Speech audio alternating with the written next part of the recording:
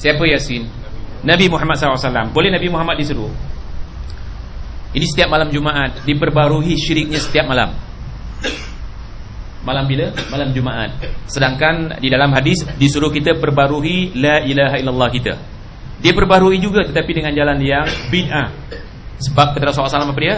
Al bid'atu baridul kufri. Bid'ah. Bid'ah itu jembatan kepada kekufuran. Bid'ah itu jembatan kepada kekufuran. Jadi mereka buat bid'ah, ujungnya cuba lihat, mereka buat kekufuran. Kerana setelah mereka berdoa, penghujungnya di antara doanya adalah mengambil berkat dengan Rasulullah SAW ataupun menyeru Rasulullah SAW. Ini perbuatan syirik. Dan banyak lagi contohnya. Anak katakan tadi, apabila Allah memperkatakan berfirman tentang berbuat baik kepada mak bapak, itu diiringi supaya jangan buat syirik terhadap Allah Subhanahu Wa Taala. Ayat tadi dan ayat ini serupa. Cuba lihat. Berbuat baiklah terhadap kedua orang ibu bapa. Berbuat baiklah kepada dua orang ibu bapa. Tuan-tuan, syurga orang yang masih punya mak bapak ini masih terbuka. Jangan ditutup. Bagaimana nak masuk? Berbuat baik kepada mak bapak.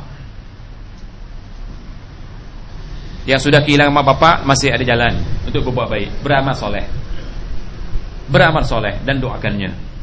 Dan janganlah kamu membunuh anak-anak kamu kerana takut kemiskinan. Ini termasuk yang memakan obat-obat perancang. Termasuk orang yang merancang. Orang merancang nak ramai tak? Bertentangan tak dengan ayat ini? Sekarang kita sudah dengar kenyataan. Ya, kita sudah dengar kenyataan. Ibu-ibu di sana ada yang mengatakan, insya-Allah ibu-ibu sini tidak sebagaimana yang diadukan kepada saya. Ustaz, saya anak ramai, tapi saya nak ramai lagi, tapi isteri saya tak suka. Kenapa? Beranak itu sakit. Ada beranak yang tak sakit. Nak buat anak memang sedap, tapi nak beranak itu memang sakit. Minta maaf saya cakap terus terang. Ada yang beranak tak sakit. Subhanallah. Itu ujian Allah Subhanahu Wa Taala. Sehingga perempuan kalau beranak dia mati, ke mana dia? Mati syahid. Ini hadis.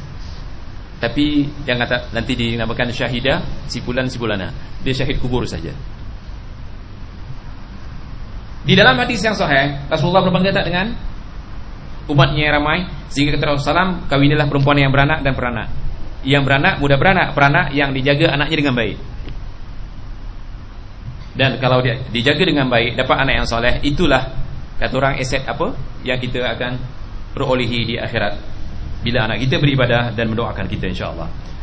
Selanjutnya tuan-tuan, setelah dilarang kita melakukan syirik, dilarang kita juga berdahaka kepada mak bapak, dilarang juga kita membunuh anak-anak kita. Jadi membunuh sama ada sudah lahir ataupun sebelum lahir. Kemudian siapa yang memberi rezeki, kita kena yakin ini. Ada orang mengatakan, Ustaz, saya duduk kat Singapura susah, saya rasa orang Singapura paling enjoy pergi Malaysia, makan murah. Kalau makan subhanallah, separuh ditinggal tak habis. Memang ada rezekinya banyak tak? Siapa mengatakan orang Singapura susah? Orang Malaysia menyangka semua orang Singapura kaya, tetapi orang Singapura paling tak suka anak. Jadi di sini Allah mengatakan, kami akan memberi rezeki kepadamu dan kepada mereka. Mereka dimasukkan anak-anak kamu. Bukan kamu beri rezeki, pada hakikatnya Allah. Tapi kamu jangan malas sahaja. Anak banyak malas memanglah masalah. Dan janganlah kamu mendekati perbuatan-perbuatan yang keji. Perbuatan yang keji umum. Ibn Katsir mengatakan, misalnya berzina. Yang keji seperti mencuri, berzina, minum arak dan seterusnya. Baik yang nampak di antaranya maupun yang tersembunyi. Dan janganlah kamu membunuh jiwa yang diharamkan Allah membunuhnya, melainkan dengan suatu sebab yang benar. Itu sebab kita katakan pengebom berani mati ini membunuh jiwa yang tidak diizinkan, walaupun orang kafir. Ini di antara ayatnya. Sebab terangkum dalam ayat ini banyak masalah yang perlu dipahami. Membunuh jiwa tanpa hak itu haram, sama ada Islam ataupun kafir. Membunuh orang Islam itu kafir. Membunuh orang Islam itu boleh membawa kepada kekafiran. Tetapi membunuh orang-orang yang bukan Islam itu satu maksiat, sebab diiringi dengan syirik kepada Allah Subhanahu Wa Taala, sebagaimana dijelaskan oleh Syekh kita di sini. Demikian itu yang diperintahkan oleh Tuhanmu kepadamu supaya kamu memahaminya. Pahamilah, tolong ya, pahami dengan baik. Walaupun kita tidak menghafal ayatnya, memahami itu sudah memadai. Tapi bila memahami, jangan kita lalai untuk melaksanakannya. Dan janganlah kamu dekati harta anak yatim. Memang anak yatim ini lemah, dia tak tahu apa-apa. Kalau kita dah habiskan hartanya bila dia tua, ke mana dia? Kita sudah menzalimi dia. Jadi tidak boleh makan harta anak yatim. Sehingga harta anak yatim ini kalau kita makan sama seperti menderhaka kepada mak bapak, membunuh jiwa dan sebagainya. Kecuali dengan cara yang lebih bermanfaat hingga sampai ia dewasa. Dan sempurnakanlah takaran dan timbangan dengan adil, yakni apabila kamu berniaga, berniagalah dengan betul, jangan menipu.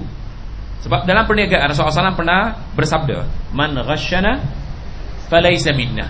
Siapa yang menipu dalam perniagaan bukan daripada golongan kami. Ini termasuk dosa yang besar. Sehingga dalam ayat ini disebut, di dalam ayat ini disebut tentang orang yang menipu dalam perniagaan. Nak untung besar, menipu, dosanya besar.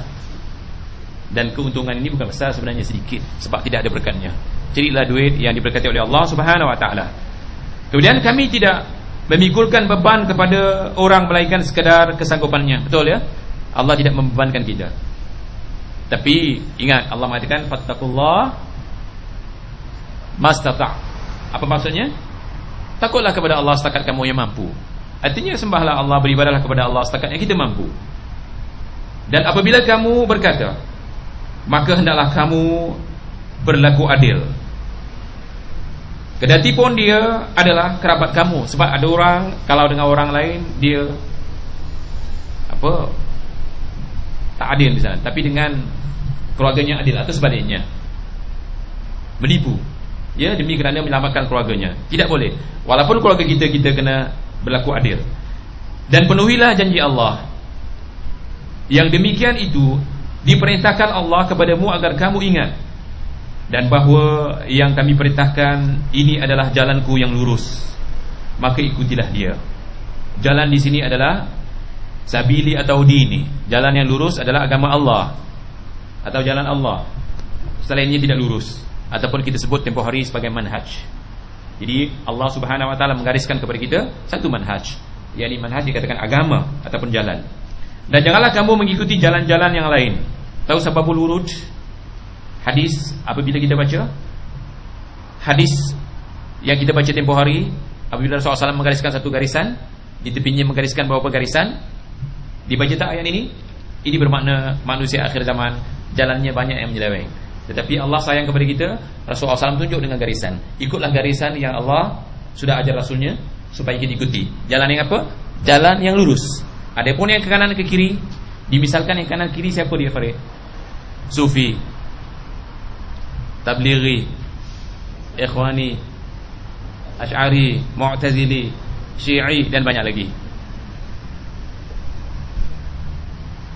Pastikan kamu tidak mengikut jalan-jalan ke kanan dan ke kiri. Tapi kalau orang sudah diberi hidayah, sebagaimana anda katakan tadi, ikut kuliah ni, di bawah bimbingan Bimbas, orang tu menangis. Kenapa? Kerana dulu dia Ash'ari. Dia mengatakan kami dulu Ash'ariyah, mengingkari apa yang sudah ditetapkan oleh Allah Subhanahu wa ta'ala. Orang berakidah Ash'ariyah mengatakan Allah di mana? Di mana-mana. Mengingkari ayat yang mengatakan Allah di langit. Orang yang berakidah Ash'ari, dia menafikan Allah punya tangan, punya kaki dan sebagainya. Pengingkaran seperti ini adalah kafir. Pengingkaran seperti ini adalah kafir. Bukti-buktinya, dalil-dalilnya sudah kami jelaskan kepada antum.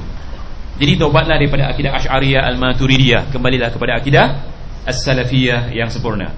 Kerana jalan-jalan itu mencerai-beraikan kamu dari jalannya, yakni dari jalan Allah Subhanahu wa ta'ala. Yang demikian itu diperintahkan Allah kepadamu agar kamu bertakwa. Kemudian coba lihat Ibn Mas'ud berkata, barang siapa yang ingin melihat wasiat Muhammad sallallahu alaihi wasallam yang tertera di atasnya cincin stempel, rubber stamp,